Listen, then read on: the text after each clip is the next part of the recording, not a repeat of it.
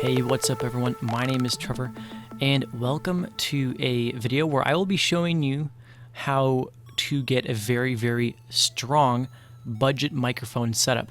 So the microphone I'm using right now is called the Audio-Technica ATR2100. It is a dynamic microphone, and I'm going to show you right now, or talk to you about why I'm probably going to actually start using this instead of my $350 AKG C214. So let's get into the video, shall we? So right off the bat, the differences between this and some of the other popular offerings such as the Blue Yeti, the Blue Snowball, the Audio-Technica AT2020 USB. All three of those are very strong contenders in the USB microphone department, with the Blue Yeti probably being the best choice of the bunch just because of its versatility. This one right here is very interesting. So first of all, like I said, it's a dynamic microphone, whereas the three others that I just listed, I believe, I'm not sure about the Blue Snowball, but I believe they're all condenser microphones. So some of the key differences between a dynamic and a condenser. A dynamic is self-powered. It doesn't require phantom power to run, but it is, as a result, much less sensitive and doesn't pick up nearly as much room noise, background noise, things it has it has much better rejection. So you have to be just as close to a dynamic as you would a condenser. About 6 to 8 inches away is probably pretty prime. Every mic has its own sweet spot, and you can find that out for yourself. But this is kind of a powerful contender because one, it's $50. All right, it ranges from like $35 to $55 on Amazon, around there. So around $50 to $52 typically, which in itself is an incredible price. Number two, it is both USB and XLR, so you can plug it up via USB when you first get it, and then eventually when you get an audio interface like a Focusrite Solo or some sort of M Audio thing, or one of those mixers from Behringer or whatever those are called. Once you get one of those, you can get an XLR cable for it, hook it up, and power it with some better preamps, and get an even better sound out of it. So right now, I am running no effects whatsoever on it. This is it's being powered by my Symmetrix 528E voice processor and going right into my Scarlett 2i2 with a line in. So this is what it sounds like, being powered by an okay preamp. Nothing crazy, but a decent preamp. So let me go ahead. There's no effects on it, but I like to, add some effects and EQ it a little bit. So I'm going to enable my de-esser. I'm going to enable my compression.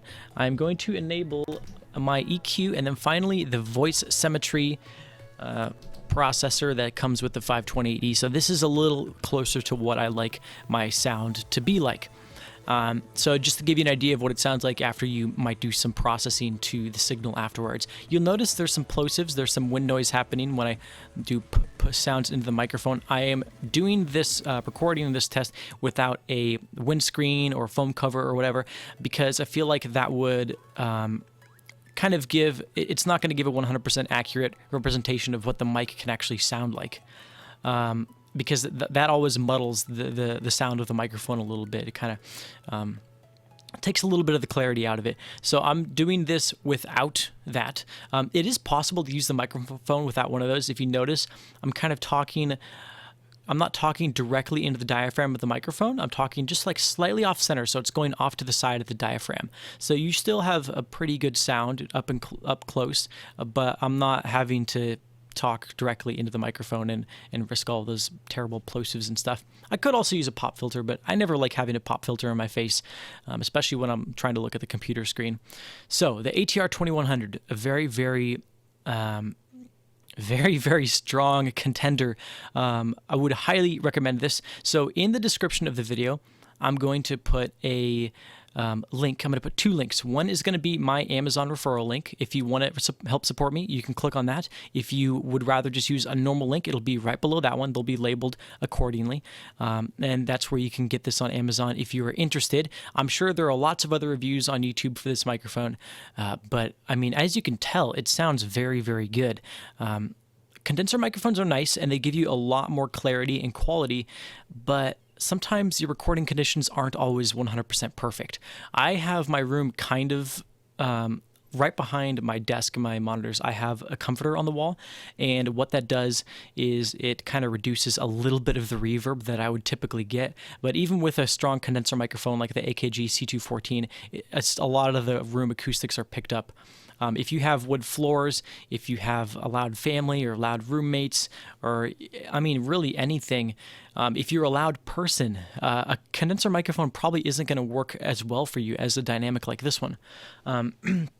Now, one of the, I guess, cons to all of this is because it is less sensitive, it takes more gain. It needs more to be driven correctly. So like right now on my Symmetrics, I have it cranked up to like 50, 55 dB of gain. On my Scarlett, I have to crank it up to almost max 90%, but there's still very, very low noise. It's almost not noticeable whatsoever. The microphone itself has very low self-noise, so it's not really an issue.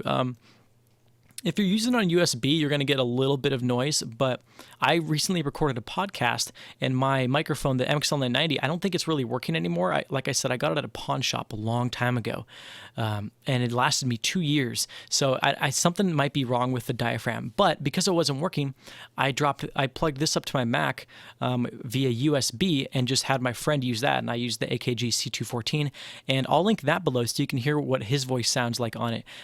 His mic positioning was kind of all over the place. He was kind of off to the side, up a little bit behind it, and it still sounds incredible. So if you want a real-world example of what that sounds like, besides this video right here, that's definitely a good place to start. So a couple other features. On the bottom of the microphone, it has built-in headphone monitoring. I'll get another shot with my camera of that. There is a 3.5 millimeter jack on the bottom with a volume dial.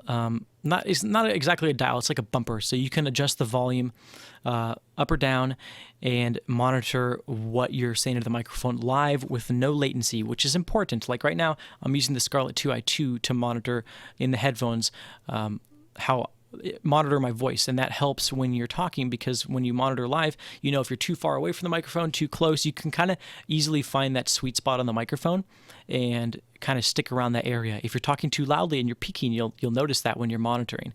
So very, very cool that it has that built into the microphone. It also has an on-off switch, which some people might find valuable if you're live streaming and you just want to flip that switch and turn it off if you're going to sneeze or cough, or someone's talking to you and you just want to turn off the microphone for a couple of seconds. That's also very useful. Besides that, this is the Audio-Technica ATR2100, one of the better budget microphones that I've seen in a while. And this is coming from someone who has used the MXL990, the AT2020 USB, and right now, on my table over there, I have a $350 AKG C214, which sounds incredible, but I'm not entirely sure that it's really going to suit my needs as a gameplay commentator, as someone doing podcasts, as someone... If I had a studio, like a full-blown studio with all the acoustic treatment for the room and all of that stuff, the AKG C214 might be nice, but I mean, you also then worry about like mouth noise and coughing, sneeze. Like it just picks up. It's so powerful. It picks up so much. A lot of the stuff you're getting is really unwanted. I mean, that's typically used for like a trained professional who knows like how to breathe correctly and talk into the microphone 100% perfectly.